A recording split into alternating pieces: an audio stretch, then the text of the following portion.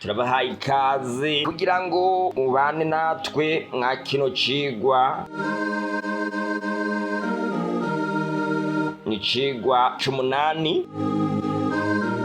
Cigwa c'uno munsi kivuga ngo gushigwako ikimenyetso. Dusenge. Uhoraho Mwami ushobora byose, urakoze ku bwa kino cigwa c'uno munsi tugiye gukurikirana. None rero Mwami, turakwinginze ngo ugutahura kuva iwawe mw'ijuru, abariko kubana n'abagabo n'abagore, imisore n'inkumi n'abana bato, twese icarimwe dukwiye gukurikirana kino cigwa mw'izina ry'Umwami wacu Yesu Kristo, amen.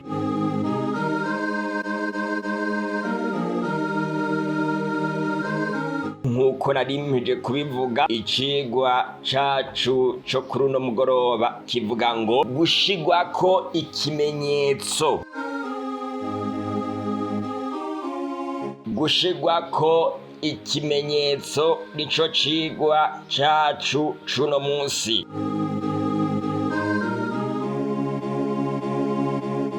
Tumaze kubona ivyigwa vyinshi, Umwami wacu Yesu Kristo araduhamagara ngo tuvavanure n'ivy'isi twerekeze ku vy'ubwami bw'Imana. Abantu bari kw'isi barahangayitse cane, bari mu bibazo, bari mu mihangayiko. Inosi yacu, impembo yayiduhereza ni impembo mbi, iza atari nziza kuri twebwe. Koko turarondera kwiruka mu vy'isi, ariko bikarangira tutishimye. Uno munsi Umwami Yesu araguhamagara ngo uvavanure n'ivy'isi, yamara ubwenge bwawe n'umutima wawe uwerekeze ku vy'ubwami bw'Imana. Igihe Imana yakura Abisirayeli mu nzu y'ubuja bajana i Kanani bw'Isirayeli, hari ico bari baribagiwe, kandi ico kintu categerezwa kubabako nk'ikimenyetso imbere y'uko binjira mu gihugu c'isezerano. Kandi Imana mu kukibibutsa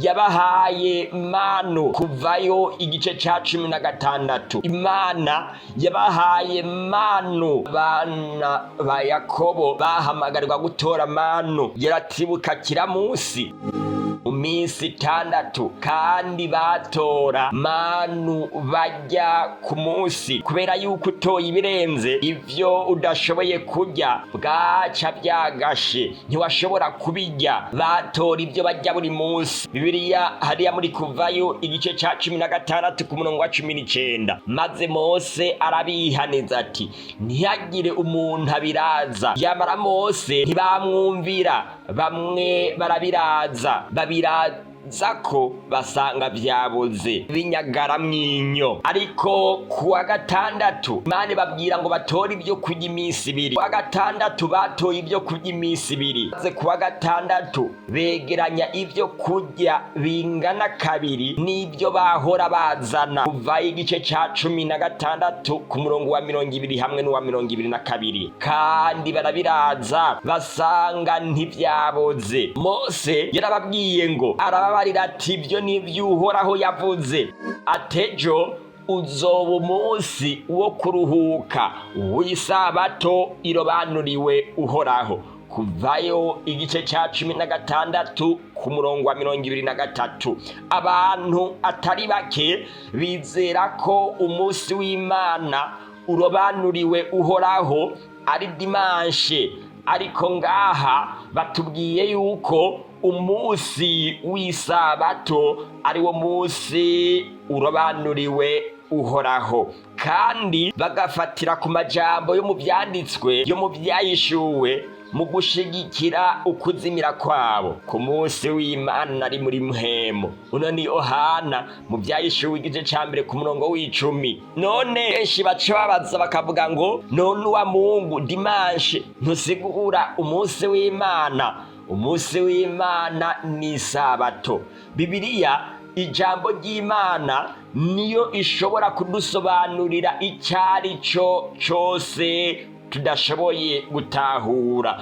Tugomba rero gushakashaka mu vyanditswe vyera Bibiliya kugira ngo tumenye nimba umunsi runaka mu minsi indwi hoba hariho umunsi witwa ko ari umunsi w'umwami, umunsi w'Imana.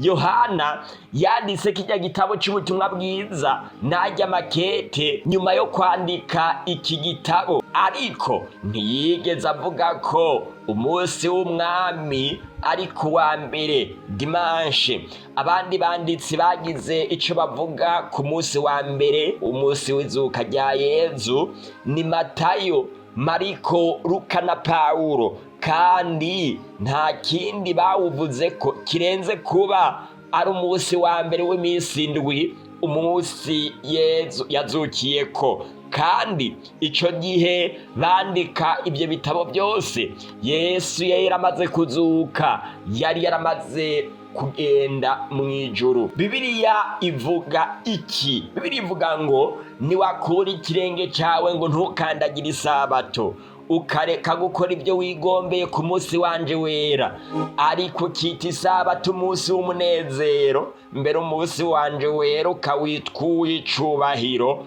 ukawubaha, ntukore ibyo wigombeye ubwawe, ntiwirondere gukora ibyawe, ntiwirirwe mu bijandijandi by'ubusa.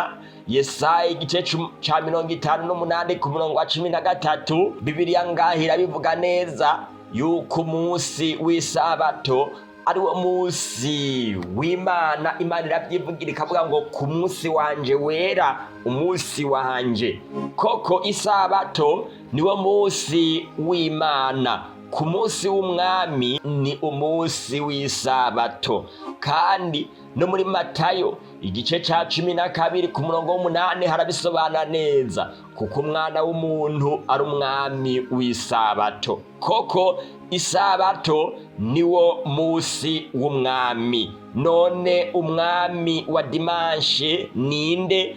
Ko Yesu ari umwami w'isabato, nankeka nuwayishizeho. Reka turabe rino jambo wa Mungu bavuga. Mungu bariko baravuga ngaha mu kuvuga dimanche, ntago ari Mungu Imana yo mwijuru. Mwibuke yuko hari imana nyinshi mwa kino gihe kw'isi. Mwa kino gihe bashobora kuba bariko baravuga Imana, uwigize Imana akishira mu kibanza c'Imana, canke bakavuga bya bigirwamana, canke bakavuga Bikira Mariya hamwe n'aberanda, canke n'abandi. Rero Imana yaciye ishira isabato hagati mu mategeko 10 nk'icibutso. Intumwa Pawulo mu gitabo c'Abaheburayo 4 yerekana ko impamvu abana ba Yakobo batashitse i Kanani nuko batumviye itegeko rya 4. Bibiliya ivuga ngo ntimugire ico mugira isi canke ikiyaga canke ibiti tutaradoma k'ikimenyetso mu ruhanga rw'abagurano b'Imana yacu. Numva igitigiri c'abadomwe k'ikimenyetso ngo n'ibihumbi 124. Abadomwe k'ikimenyetso mu miryango yose y'Abisirayeli. Ivyahishuriwe igice c'indwi ku murongo wa 3 gushikana ku murongo wa 4. Ni vyiza uko twiga tukamenya kino kimenyetso gishigwa mu ruhanga rw'abagurano b'Imana yacu. Tubanze dutahura ijambo ikimenyetso. Dusomye mu Itanguriro igice ca 17 ku murongo wa 11 n'uwa 12, hamwe n'Abaroma igice ca 4 ku murongo wa 10 n'uwa 12 nyene, hamwe na Ezekiel igice c'9 ku murongo wa 4 gushikana ku murongo wa 6. Urashobora kwemeza ko amajambo ikimenyetso, ikiranga, ikidodo bishaka gusobanura ikintu kimwe. Ikimenyetso gikoreshwa kugira ngo gihe ububasha ico gishizwe kiboneke nk'umwimerere kandi kigatandukanywa n'ibindi. Reka dukomeze gusesangura turabe uko Bibiliya bivuga. Nuko Yezebeli yandika ivyete mw'izina rya Ahabu, abidomwa k'ikimenyetso ciwe, abirungikira abashinga ntahe n'abaganwa babana n'Aboti muri ico gisagara. Ngaha tubona ko kugira ngo kino cete Yezebeli yanditse kirungikwe nuko cabanjijwe kudomwa kikimenyetso ca Ahabu. Icete ca mbere c'Abami igice ca 21 ku murongo w'8 hariya muri Esiteri naho tuhabona ngo bandika byose nk'uko Hamani yabishinze, bavyandika mu izina ry'umwami Ahasuwerusi, babidomwa kikimenyetso cyo ku mpeta y'umwami. Esiteri igice ca 3 ku murongo wa 12. Ngaha kugira ngo rino tegeko Hamani yari yatanze rigira inguvu nuko babanjije kubishira kikimenyetso cyo ku mpeta y'umwami. Nuko namwe nimwandikire abayuda uko mugomba, mubandikire mu izina ryanje, mubidome kikimenyetso cyo ku mpeta yanje. Esiteri igice c'8 ku murongo w'8. Ngaha naho kugira ngo ino kete abayuda bari bagira bandikira abandi bayuda rigira inguvu, nuko ryategerezwa kubanzwa gushigwako ikimenyetso cyo ku mpeta y'umwami Ahasuwerusi.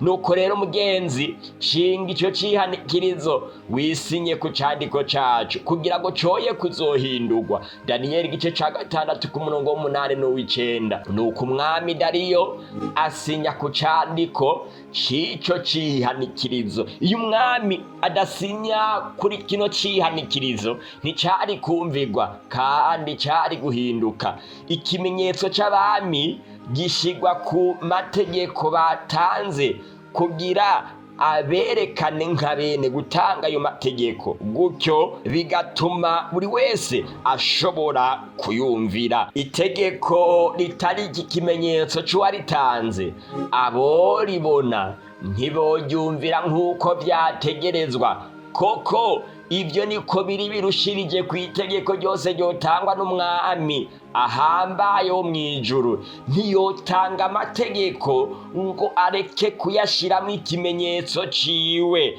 Koko ikimenyetso c'Imana cyo gushira ku bagurano b'intamuheba kuri Yesu tuza kukirondera mu mategeko 10 nk'uko yayaduhaye. Reka turabe amategeko 10. None rero imbere yuko tuyaraba ngaha, turi mu vyamwemu biratandukanye n'ivy'abantu. Iki kimenyetso ntituza kukibona nk'ikiri ku mpeta, ariko Bibiliya hari ibindi tubwira bidufasha kubona kino kimenyetso. Nimurebe ngaha iki kimenyetso uko cavuzwe. Kandi mbona umwagazi w'intama ahagaze ku musozi Siyoni, ahagaranye n'abantu 144 bafise izina ryiwe n'izina rya se yanditswe mu ruhanga rwabo. Babandi 144 babandi bashizwe iki kimenyetso twabonye mu gice c'indwi bariko barashirwa ikimenyetso.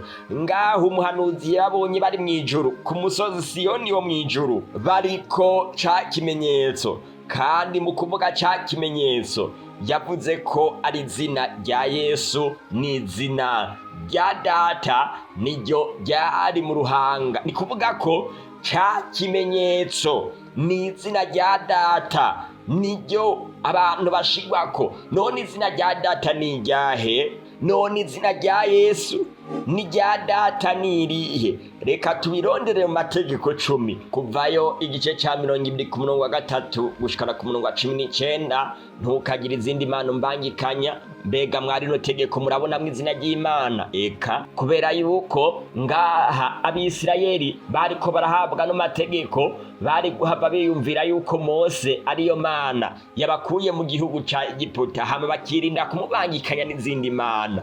Ngaha itegeko rya kabiri rivuga ngo ntukibazire igishushanyo canke igisa n'isho y'ikintu na kimwe kiri hejuru mw'ijuru canke hasi mw'isi canke mu mazi yo mu biyaga. Na hano nyene buri wese yari gufata imana yiwe. Ntusenga imana y'igiti, yari kuvuga ati sinzokwibazira iyindi mana. Ntusenga imana y'ibuye, yari kuvuga ngo sinzokwibazira iyindi mana. Ntusenga imana inka, yari kwibaza ati sinzokwibazira iyindi mana.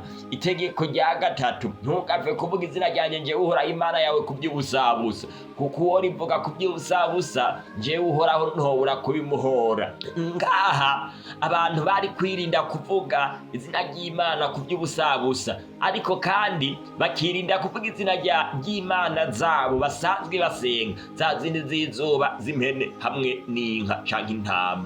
Reka dusimbe irya kane, wubahe so na nyoko kugira ngo urambire mu gihugu jewe Uhoraho Imana yawe nzoguha. Na hano nyene ntabwo dushobora kubona izina ry'Imana.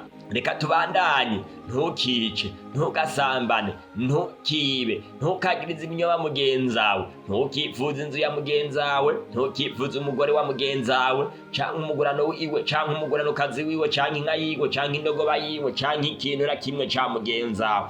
Na hano ntago tubonye itegeko na rimwe ritubwira nyene gutanga no mategeko, ariko reka dusubire ku itegeko rya kane, wibuke kuziriza umunsi w'isabato. Mu minsi 6 zukore aba ari ukoramwo ibikorwa byawe byose, ariko umunsi ugira indwi niwo sabato jewe Uhoraho Imana yawe. Naha ntago turabona izina ry'Imana. Ntukagire igikorwa na kimwe urikorako, kimwe ukora kuri wo wewe ubwawe, canke umuhungu wawe, canke umukobwa wawe, canke umugurano wawe, canke umuguranokazi wawe, canke inka zawe, canke ubinyamukira biwawe. Na n'ubu ntituraribona, kuko iminsi 6 ariyo jewe Uhoraho naremye mw'ijuru n'isi n'ikiyaga n'ibiri muri ibyo byose, nkaruhuka ku munsi ugira indwi. Nico catumye jewe Uhoraho mpezagira umunsi w'isabato nkaweza. Kuva igice ca 20:8 gushana ku 11.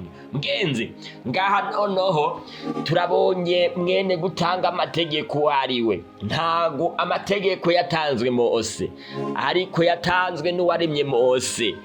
Amategeko ntago yatanzwe n'izuba, yamara yatanzwe n'uwaremye izuba. Amategeko ntago yatanzwe n'impene, ariko yatanzwe n'uwaremye impene. Noneho umuremyi niryo zina ry'Imana. Umuremyi yaremye byose, yashizeho byose, niwe mwene gutanga amategeko. Izina ry'Imana n'umuremyi. Mw'itegeko rya kane niho tubona mw'iri zina uwaremye, umuremyi. Ubu ya mategeko aragize agaciro, ntiyatanzwe n'izuba, ahubwo yatanzwe n'uwaremye izuba. Koko isabato mw'itegeko rya kane niryo kimenyetso c'Imana.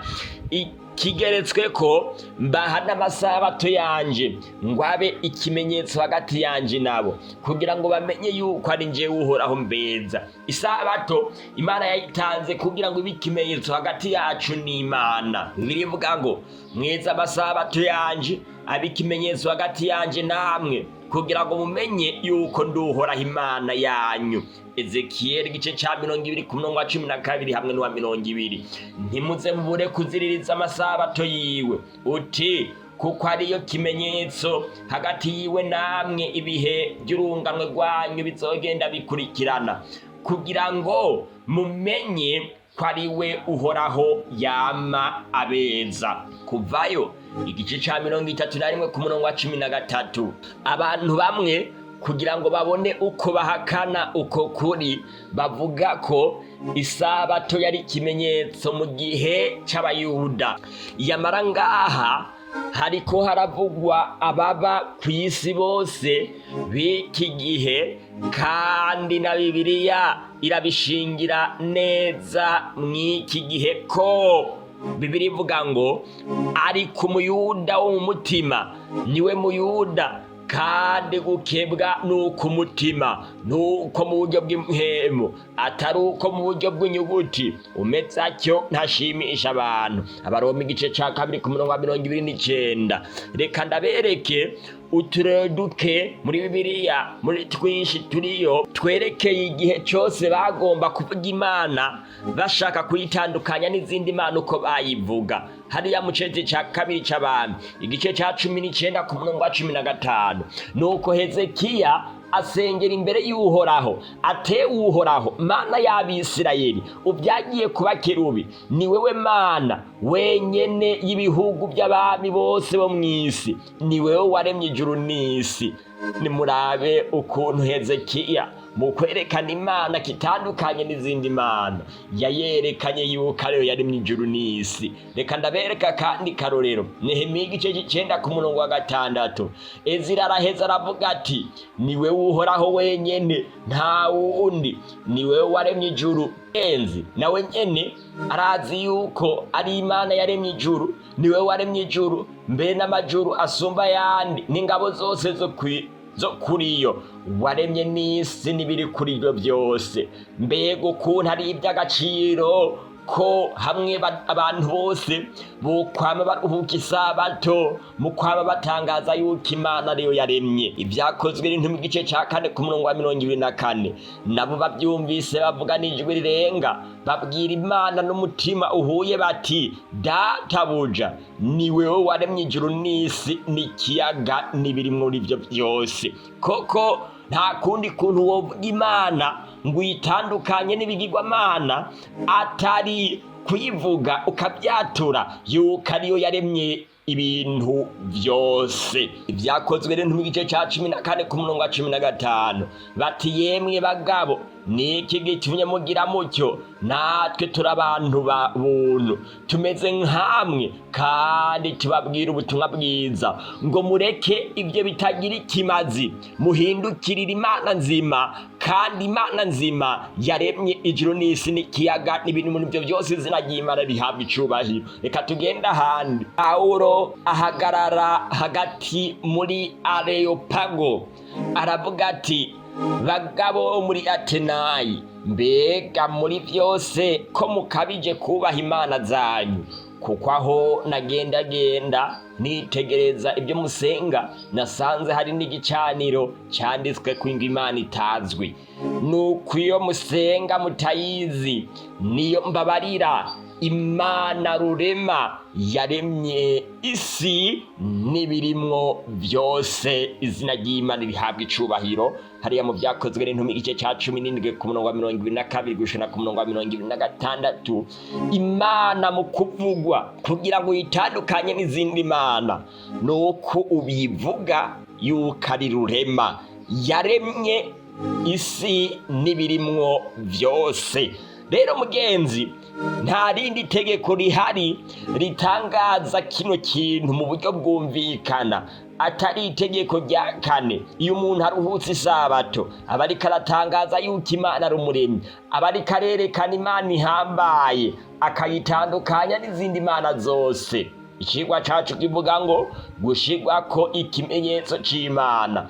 Abantu bose bariko banka kwakira ikimenyetso c'Imana c'isabato ngo batangure kuyiruhuka bicitwa no munsi. Vuba bidatinze nibo bazokwakira ikimenyetso c'igikoko. Umwami wacu Yesu Kristo agiye ku abantu benshi bugaraniwe ahantu ntibazi iyo bari. N'igihe cyo kuva muri uko kugaranwa maze umuntu akidegembya akamatangaza yuko Imana ari umuremyi wiwe. Niyo mpamvu atacigwa, atavuga butumwa, atagitabo, atabikorwa by'ivyiyobokamana bitoba mw'isabato byoba bipfuye, atakidodo. Abantu bakunda kuvuga ngo Abadiventiste twigisha isabato, ngo ntitwogenda tutavuze isabato. Reka nange ndababaze, ninde muntu perezida yotanga itegeko ntagishireko ikidodo akaryemera?